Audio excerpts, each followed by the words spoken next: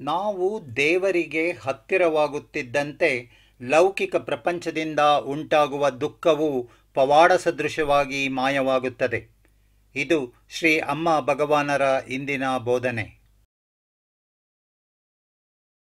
ಇಂದು ನಾವು ಕೇಳಲಿರುವ 2 ಪವಾಡಗಳಲ್ಲಿ ಮೊದಲನೆಯ ಪವಾಡವು ಹೈದರಾಬಾದಿನ ಮೂಸಾಪೇಟೆಯ ಡಿ ಗಂಗಾಧರ್ ಅವರದು.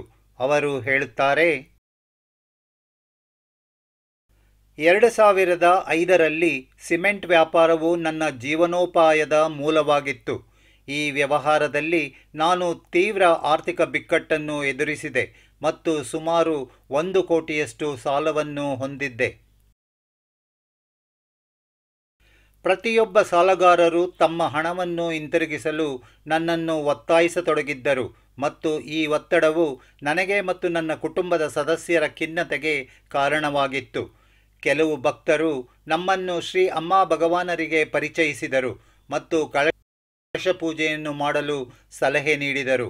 ಇದಾದ ನಂತರ ನಾನು ವಿಶಾಖಪಟ್ಟಣಂಗೆ ಹೋಗಬೇಕಾಗಿ ಬಂದು ಅಲ್ಲಿ ನನ್ನ ಸ್ನೇಹಿತನೊಬ್ಬನನ್ನು ಭೇಟಿಯಾದೆ. ಅಲ್ಲಿ ನನ್ನ ಸ್ನೇಹಿತನೊಬ್ಬನಿಗೆ ನನ್ನನ್ನು ಪರಿಚಯಿಸಲಾಯಿತು.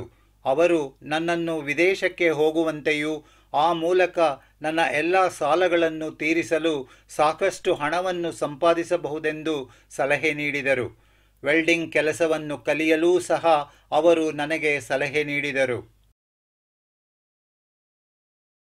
ಪಾಸ್ಪೋರ್ಟ್ ಮತ್ತು ವೀಸಾ ಪ್ರಕ್ರಿಯೆಗಳನ್ನು ತೀವ್ರಗೊಳಿಸಲು ನಾನು ಶ್ರೀ ಅಮ್ಮ ಭಗವಾನರನ್ನು ಪ್ರಾರ್ಥಿಸಿದೆ.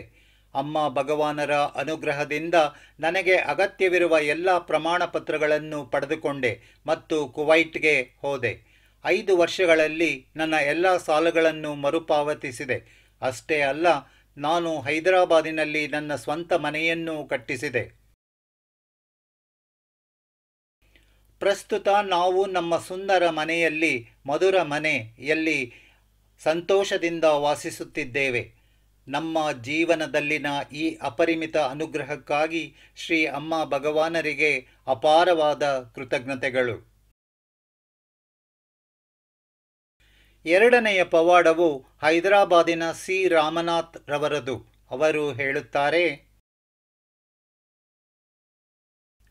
ನನ್ನ ಜೀವನದಲ್ಲಿನ ಅದ್ಭುತ ಅನುಭವಗಳು ಮತ್ತು ಅಸಂಖ್ಯಾತ ಪವಾಡಗಳಿಗಾಗಿ ಶ್ರೀ ಅಮ್ಮ ಭಗವಾನರಿಗೆ ನನ್ನ ಹೃದಯಾಂತರಾಳದಿಂದ ಧನ್ಯವಾದಗಳನ್ನು ಅರ್ಪಿಸಲು ಬಯಸುತ್ತೇನೆ.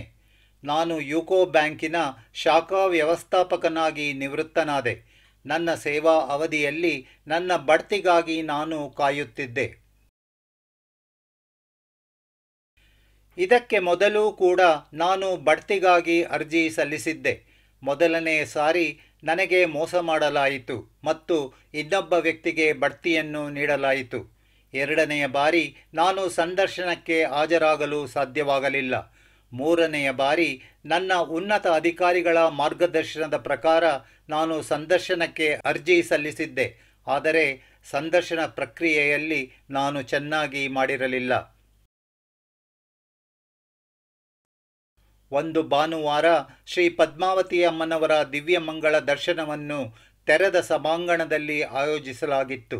ನಾನು, ಶ್ರೀ ಅಮ್ಮ, ಈ ಮೊದಲು ನಾನು ಮೋಸ ಹೋಗಿದ್ದೇನೆ, ಆದರೆ ಈ ಬಾರಿ ಖಂಡಿತವಾಗಿಯೂ ನಿಮ್ಮ ಅನುಗ್ರಹದಿಂದ ಬಡ್ತಿಯನ್ನು ನಾನು ಪಡೆಯ ಬಯಸುತ್ತೇನೆ ಎಂದು ಪ್ರಾರ್ಥಿಸಿದೆ.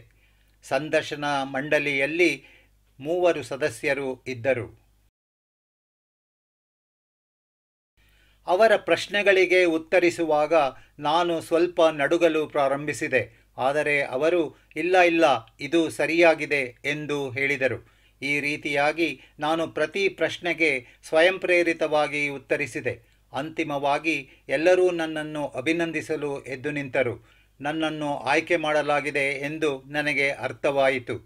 ನನ್ನ ಜೀವನದಲ್ಲಿನ ಅಂತಹ ನಂಬಲಾಗದ ಅನುಗ್ರಹಕ್ಕಾಗಿ ಶ್ರೀ ಅಮ್ಮ ಭಗವಾನರಿಗೆ ಅನಂತ ಕೋಟಿ ಧನ್ಯವಾದಗಳು.